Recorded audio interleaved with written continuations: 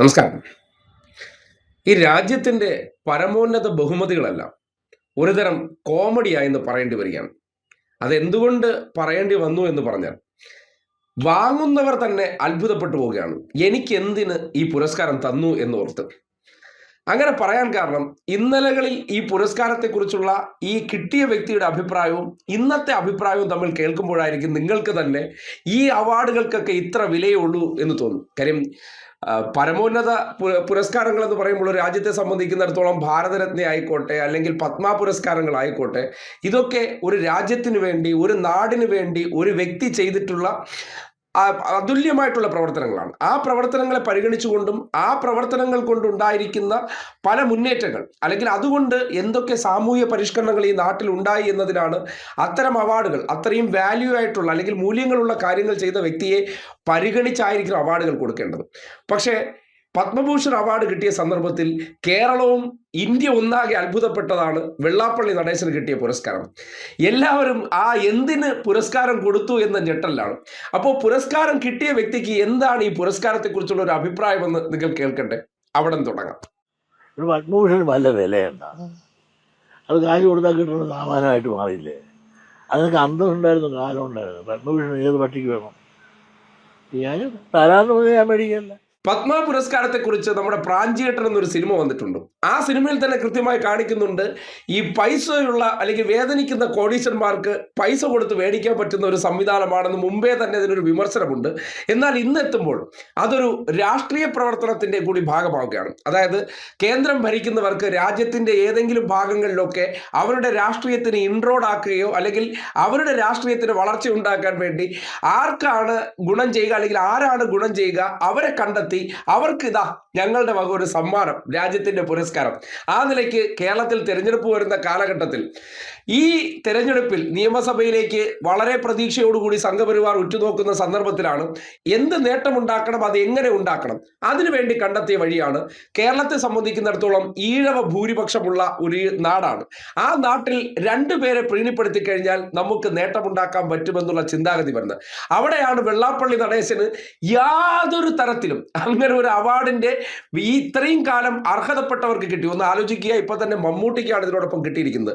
മമ്മൂട്ടി ചെയ്ത പ്രവർത്തനങ്ങൾ കേരള സിനിമയെ രാജ്യാന്തര തലത്തിലേക്ക് എത്തിക്കാനായിട്ട് അദ്ദേഹത്തിന്റെ കഴിഞ്ഞ 50 വർഷത്തോളം അടുപ്പിച്ചുള്ള സിനിമാ പ്രയാണത്തിന് കഴിഞ്ഞിട്ടുണ്ട്.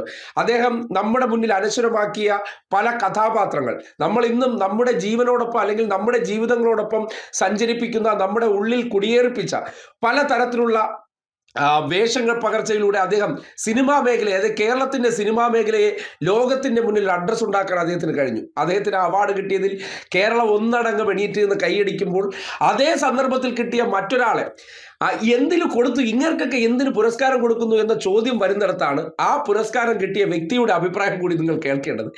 എനിക്കിത് എന്തിനു തന്നു എന്ന് അദ്ദേഹം തന്നെ അത്ഭുതപ്പെട്ടു പോകുന്നുണ്ടെങ്കിൽ നിങ്ങൾ തന്നെ ആലോചിക്കൂ, എന്തായിരിക്കണം ആ അവാർഡിന് പിന്നിലുള്ള ചേതോവികാരമെന്ന് ആ പ്രതികരണത്തിൽ നിങ്ങൾക്ക് ചിന്തിക്കാൻ കഴിയും. നിങ്ങൾ പറഞ്ഞപ്പോൾ എനിക്ക് മനസ്സിലാകുന്ന സംസ്ഥാന ഗവൺമെന്റ് ശുപാർശ ചെയ്യണോ? എനിക്കറിയില്ല. അങ്ങനെ എന്തെങ്കിലും ഒരു തുരുമ്പുകൾ എനിക്ക് മനസ്സിലായാല, എനിക്കൊന്നും അറിയില്ല. ഞാൻ വളരെ സർപ്രൈസ് ആയിപ്പോൾ ഇങ്ങനെ മാവേലിക്കരുന്ന് ഞാൻ പ്രസംഗിച്ചുകൊണ്ടിരിക്കുമ്പോഴാണ് അല്പം മുമ്പ് ഇങ്ങനെ TV കണ്ടത്. ഒരാൾ വിളിച്ചു പറയുമ്പോൾ ഞാൻ അന്തം വിട്ടു. കാരണം ഇതൊക്കെ അർഹത ഉണ്ടോ ഇല്ലെന്ന് എനിക്ക് തന്നെ സംശയമുണ്ട്. കേട്ടല്ലോ, രാഷ്ട്രീയം വളർത്താൻ നമുക്ക് ഇന്ന് പുരസ്കാരങ്ങൾ കൂടി, അതായത് രാജ്യത്തിന്റെ പരമോന്നത പുരസ്കാരങ്ങൾ പോലും ഉപയോഗിക്കാമെന്നുള്ള അവസ്ഥയിലേക്ക് കാര്യങ്ങൾ എത്തിയെന്ന് തെളിയുകയാണ്.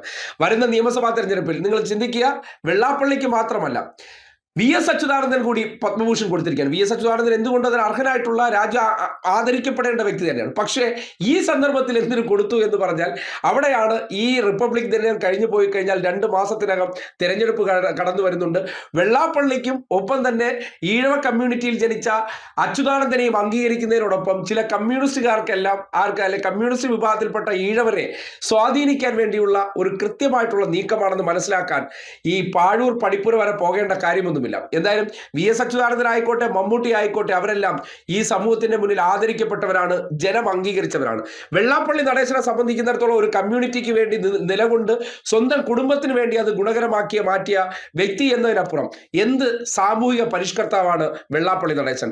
സ്വാഭാവികമായിട്ടും ആ ഒരു പുരസ്കാരം ഒരു വ്യക്തിക്ക് കൊടുക്കുമ്പോൾ ആ പുരസ്കാരത്തിന്റെ മഹിമ കൂടി നഷ്ടപ്പെട്ടു പോകുന്നുണ്ടെങ്കിൽ കൊടുക്കുന്നവർ തിരിച്ചറിയുക. നിങ്ങളുടെ നാളത്തെ ഒരു ആവശ്യം നടത്തിയെടുക്കാൻ വേണ്ടി ഇത്തരം പുരസ്കാരങ്ങൾ അനർഹരായിട്ടുള്ളവരുടെ കൈകളിലേക്ക് എത്തിക്കുമ്പോൾ സ്വാഭാവികമായിട്ടും ആ പുരസ്കാരത്തെ സംബന്ധിച്ചുള്ള ആൾക്കാരുടെ ആ പുരസ്കാരത്തെ സംബന്ധിച്ചുള്ള നാടിന്റെ കാഴ്ചപ്പാട് അത് അവിടെ തകരുന്നു എന്നുള്ള യാഥാർത്ഥ്യം നിങ്ങൾ തിരിച്ചറിയേണ്ടിയിരുന്നു എന്ന് മാത്രമേ ഈ അവാർഡ് കോമഡിയെ കണ്ടിട്ട് അഭിപ്രായം പറയാനുള്ളൂ.